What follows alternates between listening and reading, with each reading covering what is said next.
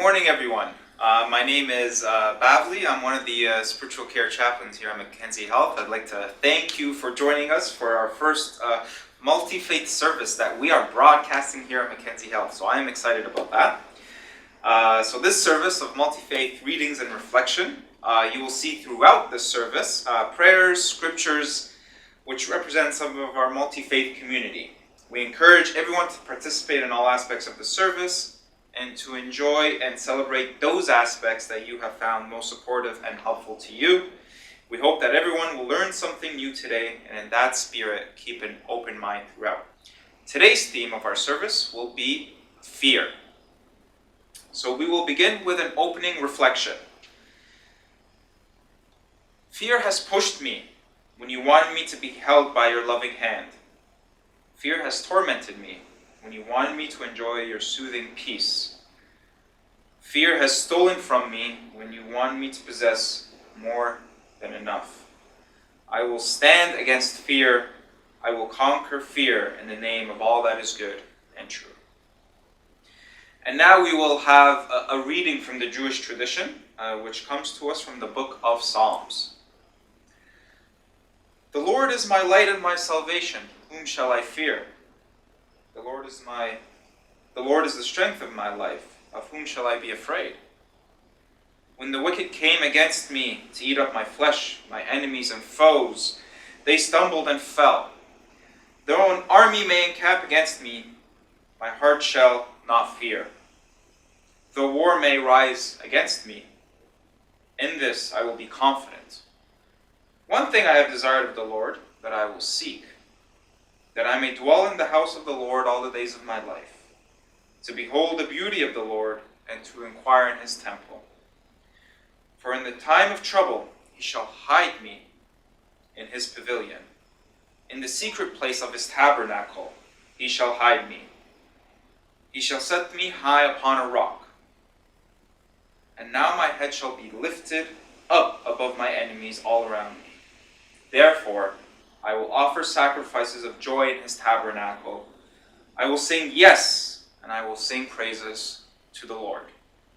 Our next reading comes to us from the Christian tradition, from the book of 1 John. And we have known and believed the love that God has for us. God is love. And he who abides in love abides in God, and God in him.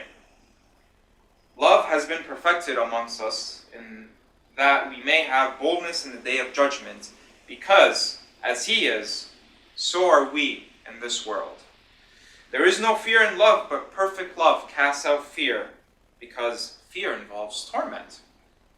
But he who fears has not been made perfect in love. We love him because he first loved us. And our next reading will come from the Islamic tradition, from one of the books of Al-Ghazali. Know that action on account of hope is of higher order than action on account of fear, because the creatures who are nearest to Allah are those who love him most, and love dominates hope. This is expressed by two kings, one of whom is served through fear of his punishment, and the other through hope of his reward.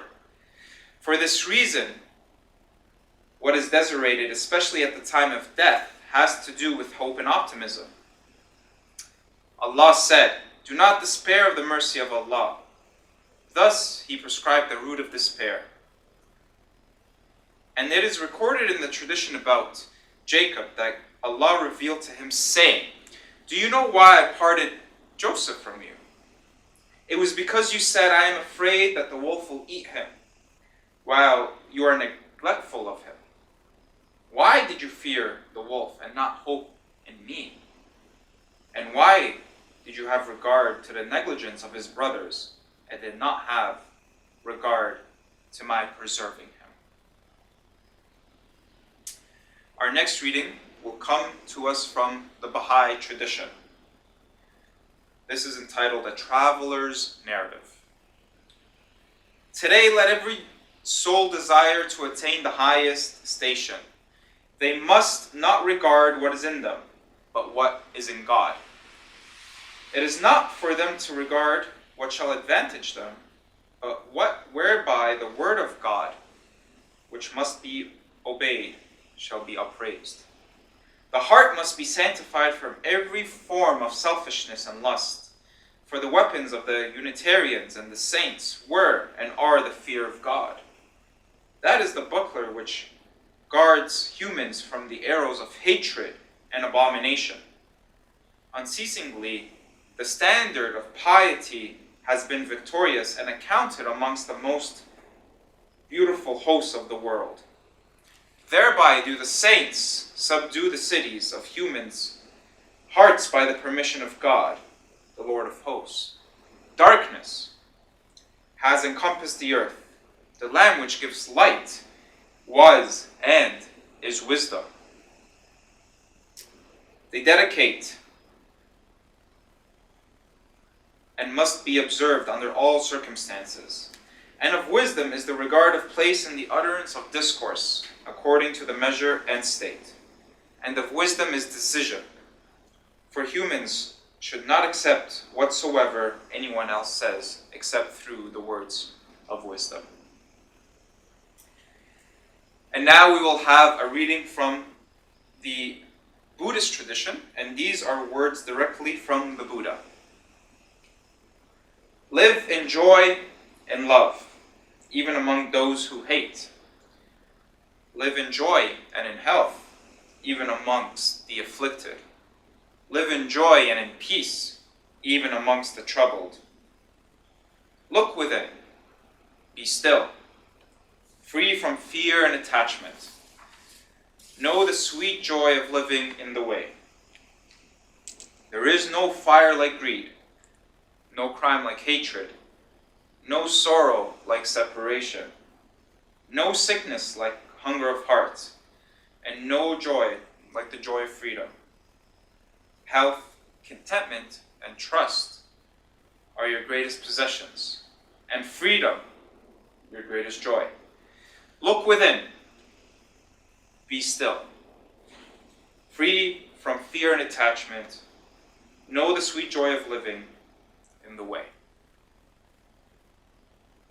Next, we will have a reading from the Hindu tradition, and this comes to us from a classical Sanskrit writer.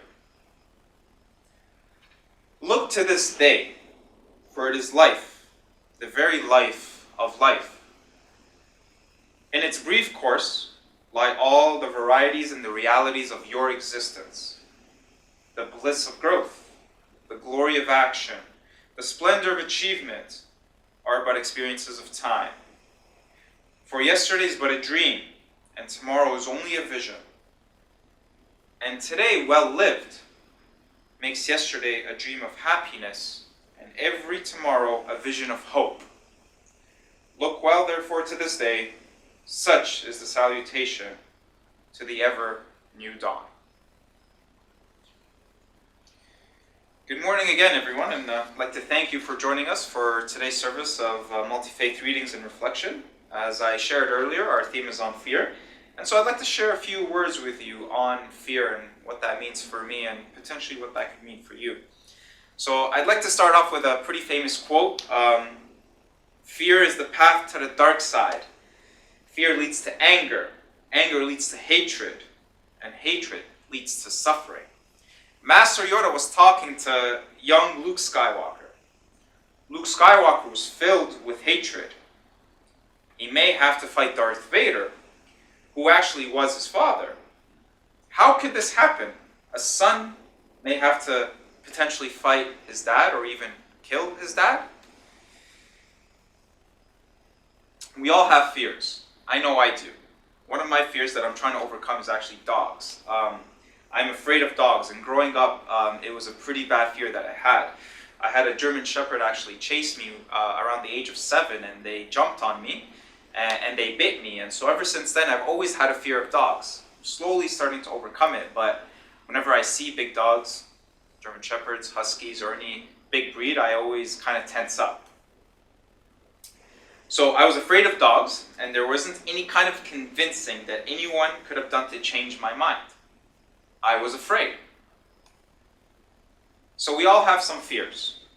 some fears can seem strange to us, like my fear of dogs. When I tell people, a lot of people think that, it's a strange fear to have, right? Dogs are humans' best friends, so how can you be afraid of dogs? I know some people who have fear of baldness and bald people. Others have a fear of the color purple. Some even have a fear of objects on the right side of the body. Fears can come in all shapes, forms, and sizes. Being in a hospital bed is a fear on its own. Some ask, what will happen next?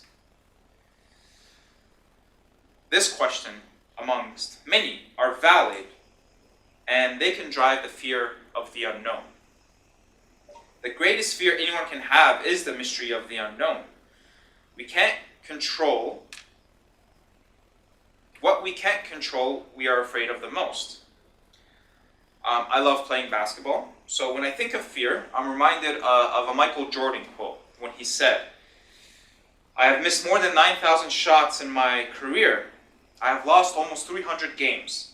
On 26 occasions, I've been entrusted to take the game-winning shot, and I've missed. I have failed over and over and over again in my life, and that is why I succeeded." The greatest basketball player of all time, probably the greatest athlete that we know of today, was a constant failure. He got cut from his high school team twice and barely made it on the third time when he tried out. We all have failed, and because of our failures, we become afraid of the unknown. Some have taken failure and used it as motivation, like Michael Jordan did in his career.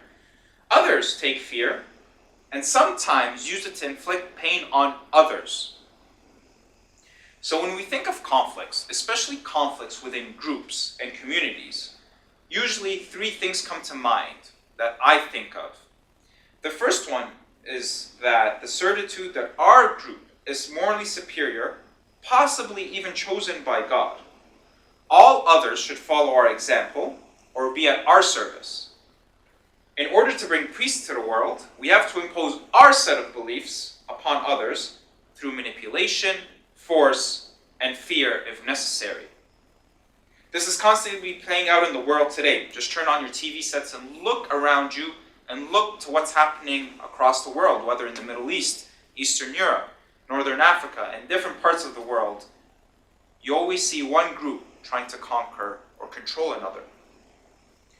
The second point is a refusal or incapacity to see or admit to any possible errors or faults in our group.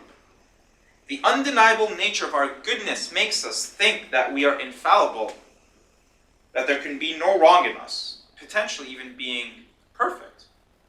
And the third point, a refusal to believe that any other group possesses truth or can contribute of anything of value. At best, others can be regarded as ignorant, unenlightened, and possessing only half-truth. And at worst, they are seen as destructive, dangerous, and possessed by evil spirits. They need to be overpowered for the good of humanity.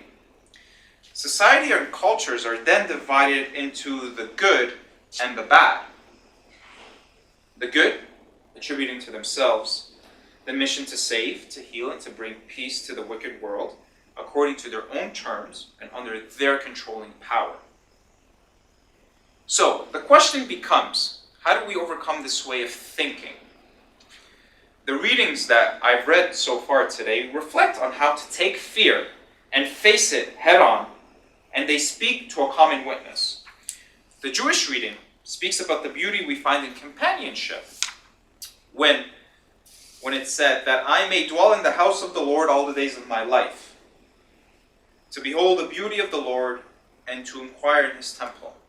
The Christian reading points to a unity found in love when it says, there is no fear in love, but perfect love casts out fear, because fear involves torment, but he who fears has not been made perfect in love. We love him because he first loved us. The Baha'i reading asks us to cleanse ourselves from selfishness when it says, the heart must be sanctified from every form of selfishness and lust. For the weapons of the Unitarians and the saints were and are the fear of God. And lastly, the Islamic reading teaches us that no matter the situation, hope will always be present in our life when it says, know that action on account of hope is of higher order than action on account of fear. Because the creatures who are nearest to Allah are those who love Him most, and love dominates hope. These readings point to a common theme, which is beauty and goodness found in our common humanity, which gives us the strength and the ability to overcome our fears. It is acknowledging our fears and shortcomings that we realize we have the power to change the world. I'm reminded of a very famous quote by Marianne Williamson. Some of you might be familiar with it, where it says, "Our deepest fear is not that we are inadequate. Our deepest fear is that we are powerful beyond measure. It is our light, not our darkness, that most frightens us. We ask ourselves, who am I to be brilliant, gorgeous, talented, and fabulous? Actually, who are you not to be? You are a child of God. Your playing small does not serve the world. There's nothing enlightened about shrinking so that other people won't feel insecure around you. We are born to make manifest the glory of God that is within us." Attention please, code white level 1 emergency ambulatory 1.407. Attention please, code white level 1 emergency ambulatory 1.407. It is not just in some of us, it's in everyone. And as we let our own light shine, we unconsciously give people permission to do the same. As we are liberated from our own fear, our presence automatically liberates others.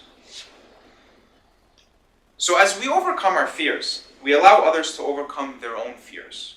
Acknowledging our fears gives us a way to shine. The Buddhist reading sums it up when it says, "Live in joy and love, even amongst those who hate. Live in joy and health, even amongst the afflicted. Live in joy and in peace, even amongst the troubled." A patient once told me that their greatest fear is not dying, but that their greatest fear is they have not lived a life that can be reflected through the memories of their loved ones. And so, as I start to overcome my fear of dogs, slowly but surely I will get there, I hope that you can gain strength and courage to overcome your fears, no matter what it is, through all that is good and beautiful.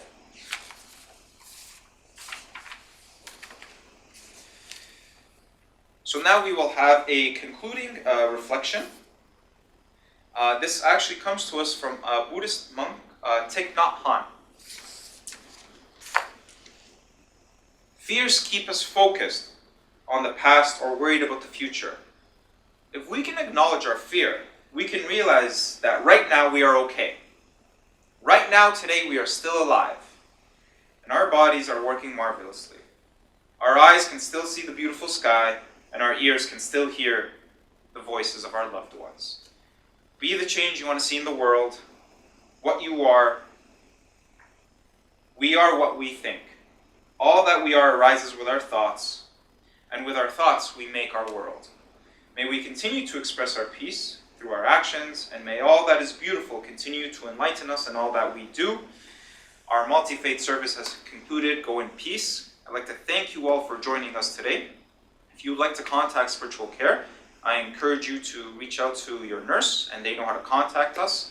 Also, you can get our contact information through the iPads, through our spiritual care icons. Our phone numbers are there, and our hours are also posted there as well. I hope you enjoy the rest of your day, and we will see you next week. Thank you.